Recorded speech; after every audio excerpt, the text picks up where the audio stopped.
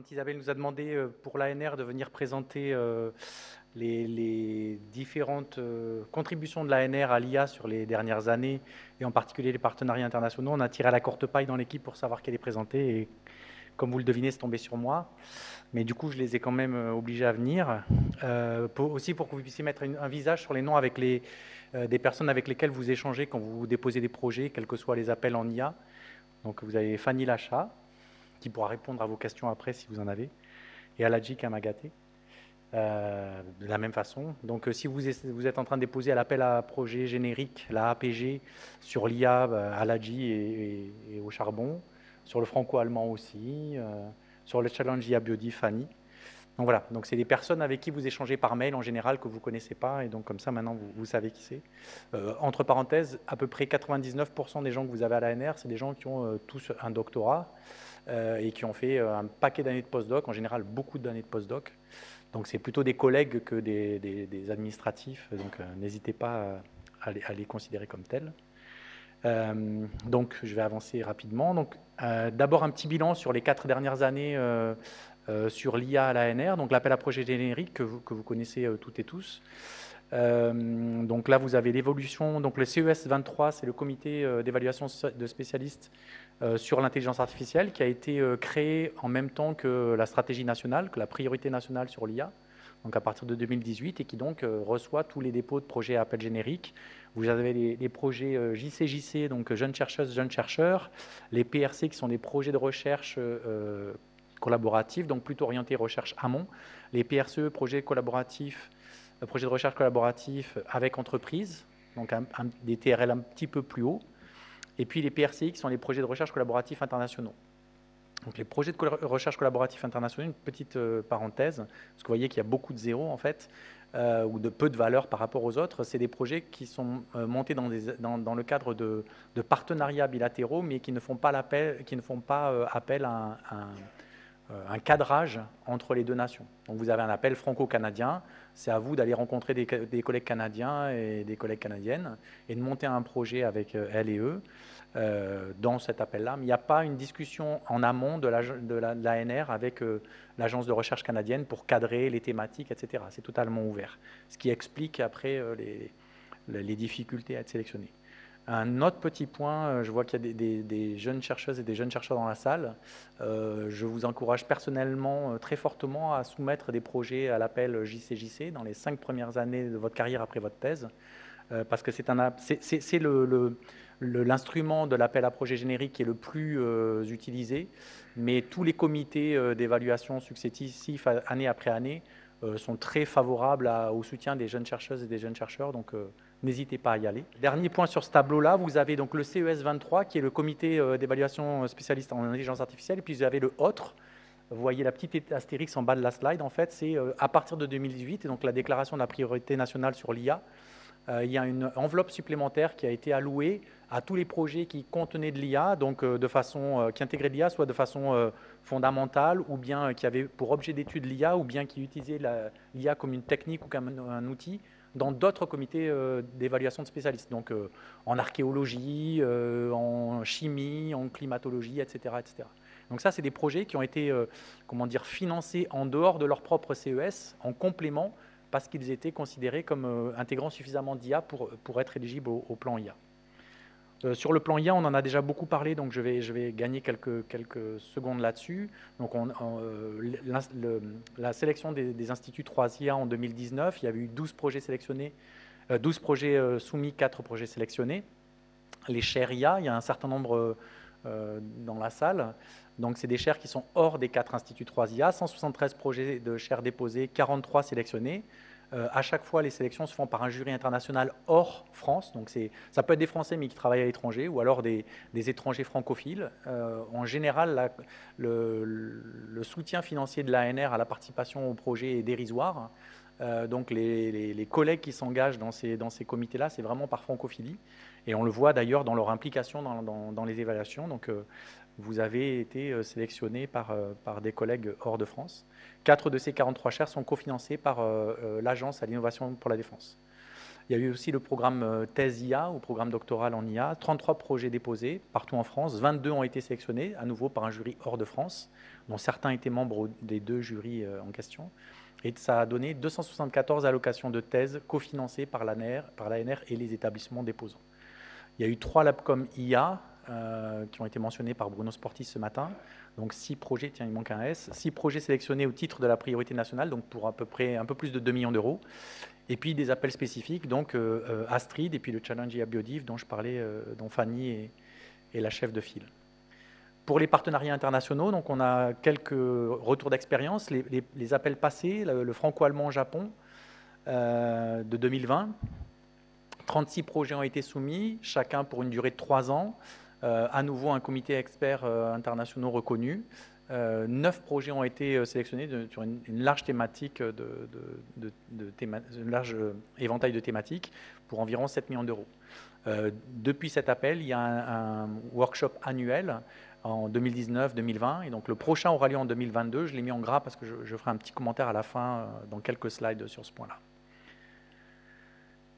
Quelques exemples de projets qui ont été financés sur le franco-allemand-japonais de 2020. On a pris cela parce que c'était des personnes qui sont aussi chères hors institut et donc qui éventuellement pouvaient être présents dans la salle.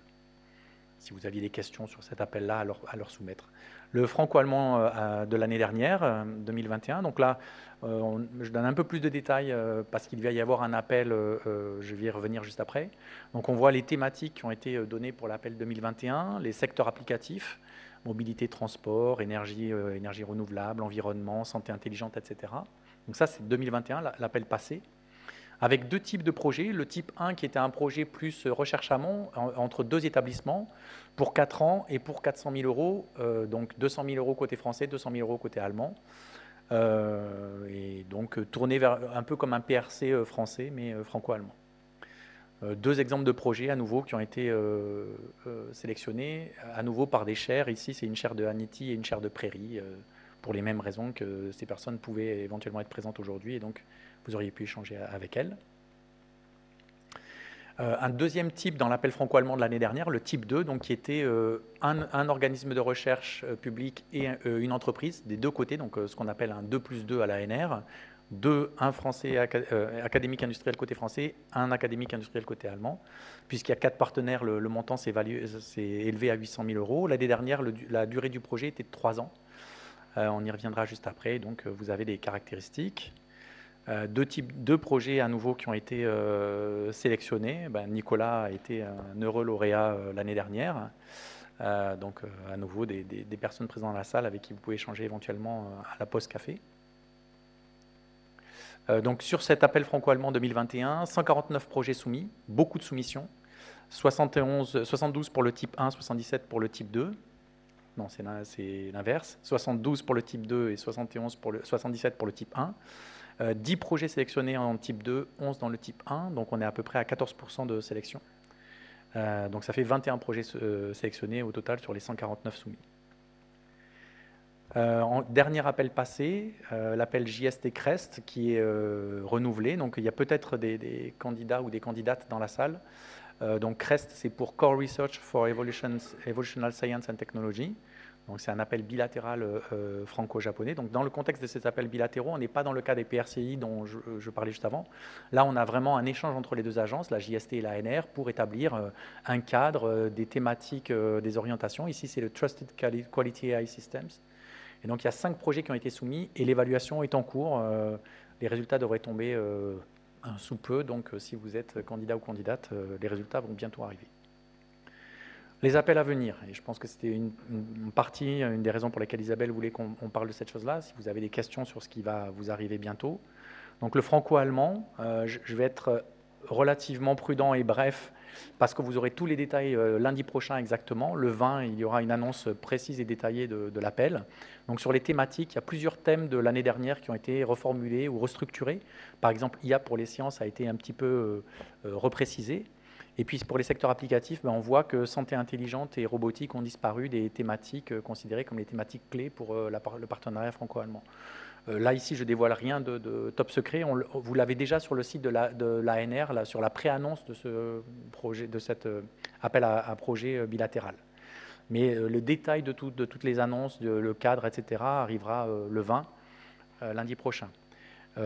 Quelques teasers pour vous engager à soumettre. D'abord, le type 1 a été totalement revu, profondément revu. En gros, il n'y aura que environ 3 gros projets financés, non plus 10 comme l'année dernière, des budgets beaucoup plus conséquents et qui visent des partenariats d'établissement à établissement. Donc c'est plutôt un institut français avec un institut allemand, et on n'est pas à un niveau du labo ou d'équipe comme c'était l'année dernière. Donc les budgets seront beaucoup plus conséquents, et c'est pour une durée de 4 ans comme cette année. À nouveau, les détails seront donnés lundi prochain. Pour l'appel de type 2, donc une entreprise, un académique de chaque côté, c'est quasiment la copie complète de l'année dernière, à une chose près, c'est qu'on a réussi à discuter, à négocier avec nos homologues allemands cette année pour étendre à 4 ans, parce que les 3 ans, on sait toujours qu'à l'ANR, c'est un gros souci pour les thèses, avec si la thèse ne commence pas exactement au début, on a du mal à financer, surtout côté allemand et donc côté ANR. Hein. Ça, c'est quelque chose aussi qu'il faut que vous compreniez. Quand on a des partenariats bilatéraux comme ça, les deux agences s'alignent sur le minimum, sur les contraintes maximales de chacune des agences. En Allemagne, il n'y a pas de prolongement de 2 mois, 6 mois, ou comme on vous l'accorde souvent à l'ANR. Et donc, on ne peut pas avoir sur un franco-allemand d'extension à 2 mois, 6 mois. Donc, quand le projet s'arrête, le projet s'arrête. C'est pour ça qu'on a obtenu une extension à 4 ans, ce qui fait que sur les thèses de 3 ans, on a plus de chances de le faire entrer dans un créneau comme ça. Voilà, donc à peu près à l'identique de l'année dernière, ce que c'est pour les organismes de recherche, les entreprises, etc., pour le type 2. Et donc, vous avez sur la page de la pré-annonce le calendrier. Donc, l'ouverture arrive lundi prochain avec une fin à peu près fin septembre. Et vous voyez qu'en bas de la page, vous avez un contact Aladji Kamagaté, et il est ici. Donc, si vous avez des questions sur cet appel franco-allemand, sans briser le secret, sans casser l'annonce en grande pompe de la semaine prochaine, on pourra vous répondre. Et je pense que c'est là. Ah non, pardon, et oui, je l'avais teasé au tout début. Donc, le franco-allemand japonais. Donc là, on va encore moins donner d'informations puisque c'est en grande discussion. Il faut qu'on soit bien aligné avant de pouvoir vous faire des promesses. Et donc, des précisions seront données sur cet appel-là après le workshop d'octobre, en octobre prochain au Japon. On peut déjà vous annoncer que les discussions sont quand même centrées sur Edge AI, donc qui a déjà été évoqué plusieurs fois dans la journée, sur l'IA embarqué frugal. Donc on avance sur cette thématique-là, mais pour l'instant, on ne peut pas vous donner plus de détails. Voilà, si vous avez des questions.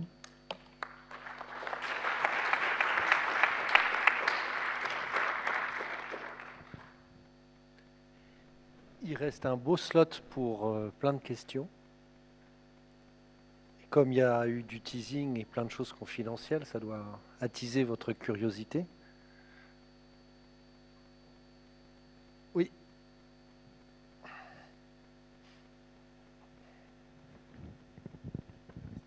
C'était une très bonne idée d'étendre la durée des projets jusqu'à 4 ans. Merci.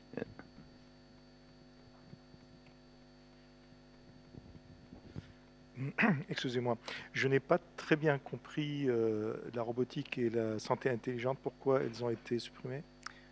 C'est les discussions entre les ministères des deux pays et le recentrage sur d'autres thématiques souvent parce qu'il y a d'autres financements dédiés dans chacun des pays. Et donc si l'Allemagne lance un grand plan robotique interne en Allemagne, ils ne veulent pas financer en plus sur le franco-allemand cette thématique-là. Donc c'est une question d'alignement d'appel à projet interne à un pays ou l'autre. Je ne sais pas si je suis clair, mais voilà. En l'occurrence, sur la santé intelligente, c'est exactement ce qui se passe. L'Allemagne a lancé un grand plan interne à la santé intelligente et donc ils n'ont pas d'intérêt pour eux à pousser cette thématique dans le franco-allemand. Donc on s'adapte.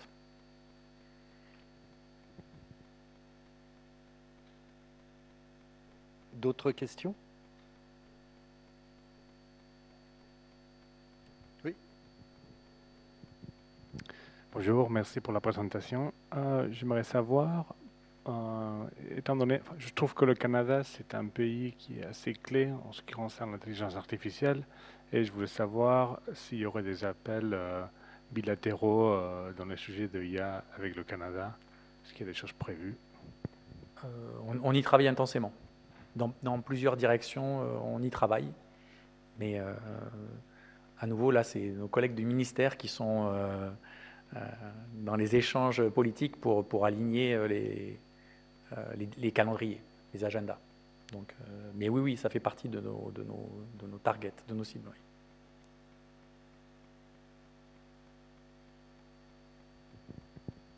Un commentaire, une question? Une récrimination sur votre projet qui n'a pas été accepté à l'ANR? On peut expliquer tout, il n'y a pas de souci. Merci.